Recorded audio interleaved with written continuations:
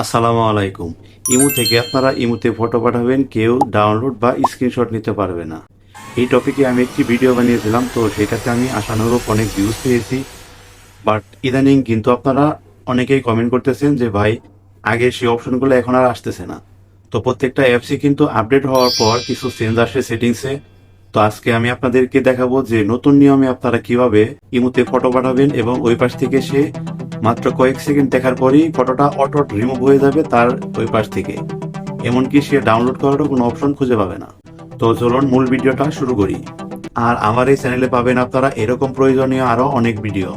যদি মনে হয় যে এরকম ভিডিও আপনার প্রয়োজন, তাহলে চ্যানেলটি সাবস্ক্রাইব করে রাখতে পারেন।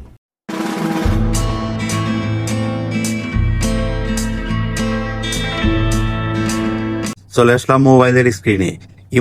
ইমোতে আপনারা 100% সিকিউরিটি মেনটেন করে ফটো পাঠানোর জন্য প্রথমে আপনারা আপনাদের ফোন থেকে ইমো অ্যাপসটা ওপেন করবেন।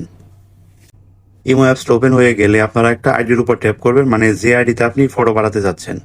ধরুন আমি প্রথমে যে আইডিটা আছে এই আইডিতে আমি একটা ফটো পাঠাবো এবং সেটা নিরাপত্তা মেনটেন করে, মানে সে যেন ছবিটা ডাউনলোড বা স্ক্রিনশট নিতে না পারে। তো নর্মালি ফটো পাঠানোর জন্য আপনারা আইডির উপর ট্যাপ করেন, তারপর নিচের দিকে এইখানে যে গ্যালারির আইকন আছে এর উপর ট্যাপ করেন। তো সেমভাবেই এই প্রসেসটা করবেন। তো এখান থেকে আপনারা একটা ফটো সিলেক্ট করবেন। ধরুন এখান থেকে আমি একটা ফটো সিলেক্ট করলাম। এখন এখানে খেয়াল করুন, এখানে যে তীর চিহ্নটা আছে এর উপর যদি ট্যাপ করি তাহলে কিন্তু সরাসরি ফটোটা ওই পাশে চলে যাবে এবং সে ডাউনলোড বা স্ক্রিনশট সবই করতে পারবে। আগে কিন্তু এইখানে অপশনটা ছিল অটো ইরেসের, বাট এখানে কিন্তু অপশনটা নেই।